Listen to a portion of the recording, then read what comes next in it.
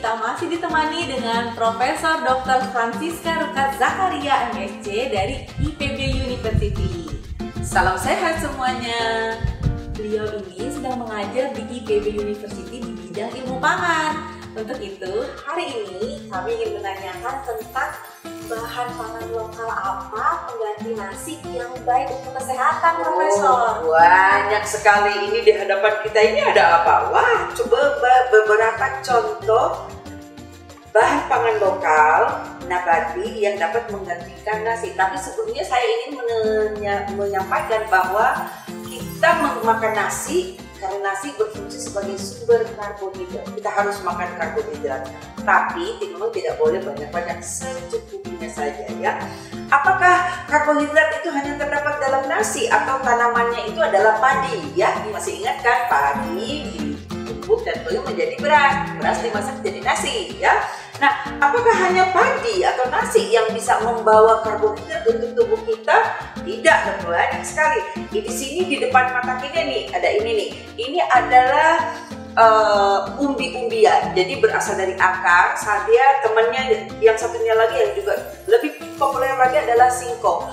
Kedua umbi-umbian ini juga mengandung karbohidrat yang sama baiknya dengan karbohidrat yang ada di dalam beras atau nasi. Jadi mereka berdua bisa menggantikan nasi, yes, sebagai sumber karbohidrat. Bahkan kalau ini bisa, nasi itu kan tidak ada aromanya ya, sangat bland, artinya lemah sekali rasanya. Ini ada rasa-rasa ubi dikit yang sebetulnya enak dan juga ada manis-manisnya. Ya, jadi sebagai pengganti karbohidrat, nasi, untuk nasi dia sangat istimewa. Dan kalau lihat warnanya, kulitnya itu ungu ya, di dalamnya itu warnanya kuning. Kuningnya itu adalah karotenoid yang kalau kita makan akan menjadi vitamin A. Itu tidak ada di dalam beras ya. Kemudian kalau beras yang kita makan itu nasi beras putih, itu sudah disosok, bekatunya sudah dibuang, tidak mengandung serat, sudah kita buang, vitamin, mineral, lemak yang baik sudah dibuang. Tapi kalau kita makan ubi sebagai pengganti nasi, kita tidak hanya mendapat karbohidrat, kita juga tadi mendapat yang warnanya kuning, itu apa namanya? Karotenoid, menjadi vitamin A untuk mata, ada seratnya, ada banyak rasa, itu adalah senyawa bioaktif ya. Di dalam ubi ini juga ada serat yang sangat bagus, yang sangat disukai oleh bakteri baik di dalam tubuh kita ya. Jadi dia jago sekali. Ini juga sangat bagus, jangan salah, walaupun warnanya putih namanya singkong, tapi vitamin C-nya banyak ya. Dan kalau kita makan singkong rebus, kita makan karbohidrat yang sama bagusnya dengan karbohidratnya nasi, tetapi di dalamnya juga ada serat ya, ada vitamin C, ada banyak senyawa bioaktif lainnya ya. Jadi jangan takut, singkong itu adalah makanan istimewa ya. Kita harus bersyukur bahwa Tuhan memberikan kita makanan yang sangat banyak. Mari kita hargai bersama-sama. Dan ini masih ada lagi jagung. Aduh, ini waktu saya masih kecil saya suka sekali makan beras nasi jagung yang terbuat dari jagung yang jagung kering, dipipih, digiring menjadi dimasak seperti nasi dan dimakan dengan cakalang rica-rica, enak sekali ya. Dan jagung kalau kita makan begitu saja kan ada aromanya ya. Dia menjadi nasi, aromanya tetap ada, jadi pastilah sangat enak.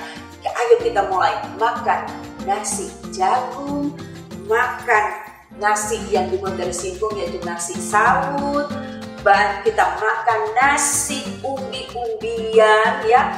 Nah, ini juga masih ada nih walu. Walu ini, aduh ini lumayan sekali walu ini. Walu ini hampir mirip dengan singkong, isinya warnanya kuning, itu adalah karotenoid yang menjadi vitamin A kalau kita makan ya. Itu tidak ada di nasi ya. Dan ini juga di dalamnya ada serat, ada vitamin, mineral, senyawa bioaktif yang lainnya sangat-sangat bagus.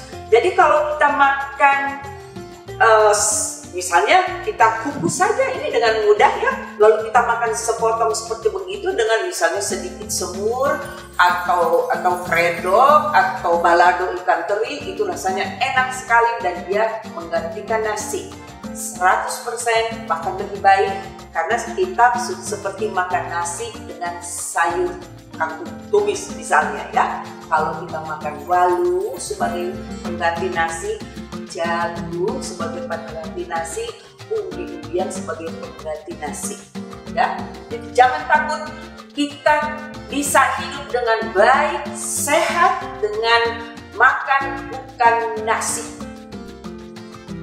Nah, di sini nih, jadi saya lihat kita kayak makan paket lengkap ya Profesor ya. Betul. Kalau kita makan ini, makan jagung, kita karbohidratnya dapat, kita makan singkong atau makan ubi, karbohidratnya dapat, tapi di dalamnya udah banyak vitamin, Yes. antioksidan, Mineral, serat, kita kayak melevel up jadinya ya. Yes. Sekali kita makan langsung dapat satu Sekali paket untuk dan kesehatan. jagung proteinnya lumayan tinggi ya, lebih tinggi dari protein beras. Jadi ada kelebihannya lebih. Kalau umbi-umbian begini memang proteinnya lebih sedikit. Iya. Jadi supaya lengkap kita harus Menambahkan. menambahkan kacang-kacangan ya, sebagai sumber proteinnya. Nah ini kan di dalam ini nih, aduh kita cantik banget ya dari Betul. warna-warni inilah terlihat kandungan vitamin, mineral, antioksidan, kita bisa lihat dari warnanya ya Prof ya. Betul. Nah sekarang bagaimana ya cara kita nih mengolah supaya kandungan-kandungan di dalamnya itu tidak hilang dan tetap terjaga saat pengolahan? Kan biasanya karena panas bisa jadi hilang vitaminnya. Ya, kalau cara pengolahan di dapur, artinya kita cuma cuci, kupas, potong-potong, langsung ditumis, itu tidak ada masalah. Karena kita tidak menunggu sampai 2-3 jam, karena itu hanya Tumis aja ya. sebentar saja sudah.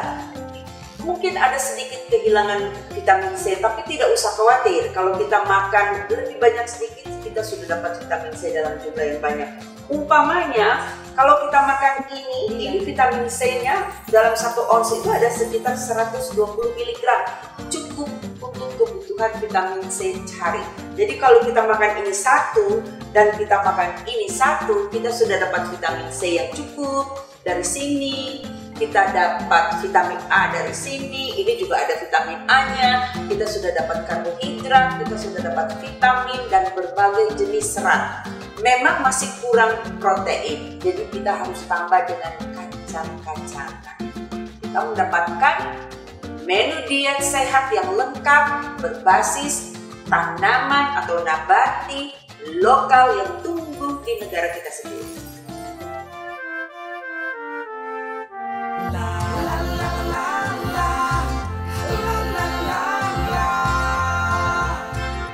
Ayo Ma, sama-sama kita kerja. Jangan lelah, ayo kerja yang kau bisa. Ayo Ma, bersama bergerak maju. Selalu manis sertakan Tuhan. Bagus sekali ya ini Profesor. Nah ini kan kita mengikuti perkembangan zaman nih ya, tren anak-anak kita sekarang ya. Kita lihat menurut Profesor, tren kuliner anak-anak sekarang seperti generasi Z dan berikutnya ini gimana ya mereka tuh terhadap kesadaran akan pangan lokal pengganti nasi itu? Itu menurut saya sih harus dimulai dari rumah sendiri, dari keluarga. Jadi ibu-ibu yang ada di sini sudah bisa mulai.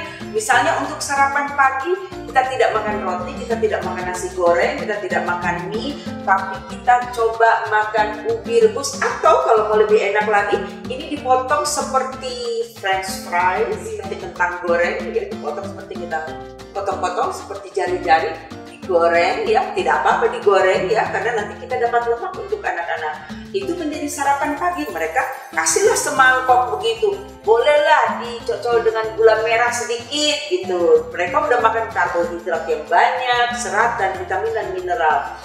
Untuk pelengkapnya itu sebagai sumber proteinnya, mereka boleh minum segelas susu kedelai. Ini dibiasakan dari rumah. Dibiasakan dari rumah, dari kecil dari rumah, atau sekolah-sekolah sudah mulai menyediakan sarapan di sekolah. Jadi anak-anak di rumah tidak usah bangun pagi masih ngantuk-ngantuk sudah harus makan gitu ya.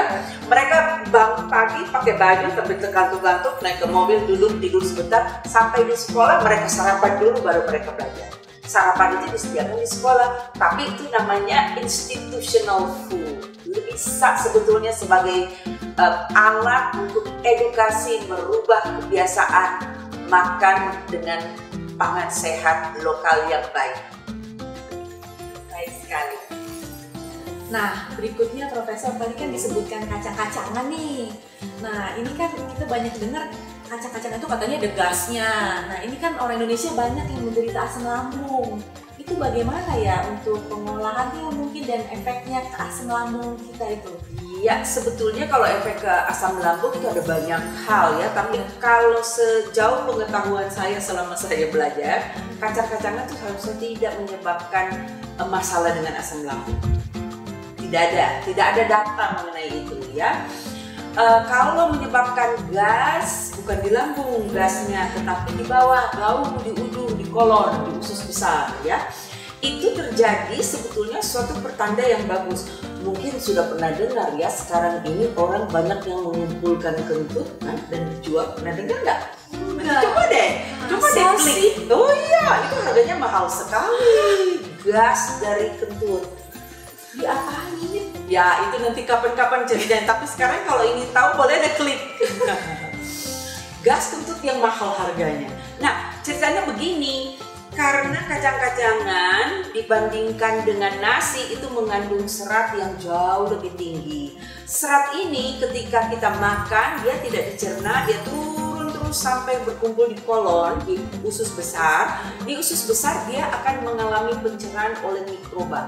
Jadi mikroba yang menyukai serat-serat ini adalah mikroba yang baik, probiotik, dan dia akan menghasilkan gas. Setiap pencernaan serat yang sebetulnya nama lainnya adalah fermentasi itu pasti menghasilkan gas. Jadi tidak usah takut dengan gas itu. Cuman memang ya kadang-kadang kita suka malu kalau tiba-tiba kembung terus ada yang keluar tuh sedikit gitu. Itu memang tidak nyaman, tetapi itu sama sekali tidak berbahaya. Itu pertanda bahwa ada bakteri yang sedang mencerna serat di dalam prosesnya bagus ya. Tidak usah khawatir.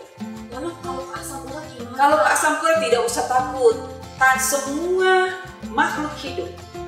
Ini adalah makhluk hidup. Tadinya kan dia hidup dari kecil jadi besar ya. Sekarang aja dia udah mati karena sudah dipetik dari tanaman. Tapi dia adalah makhluk hidup. Hewan juga adalah makhluk hidup. Kita juga adalah makhluk hidup. Semua makhluk hidup itu terdiri dari sel-sel. Di dalam sel itu ada inti sel yang membawa DNA. Itu adalah sumber asam urat. Jadi semua makhluk hidup membawa asam urat. Artinya semua makanan baik itu dari tanaman maupun hewan membawa asam urat. Hanya jumlahnya beda-beda.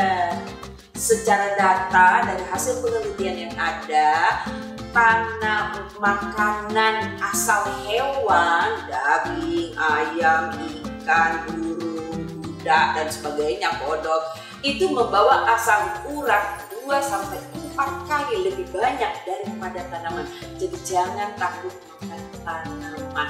Mau itu kacang-kacang, mau itu sayur-sayuran, jangan takut.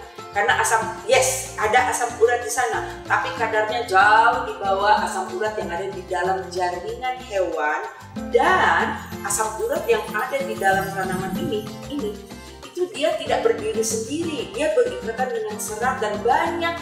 Ada di dalam satu jenis seperti ini ada lebih dari 2000 jenis senyawa bioaktif yang akan mengandung spesies asam urat ini. Jangan bikin ulah, pada hewan itu tidak ada ya.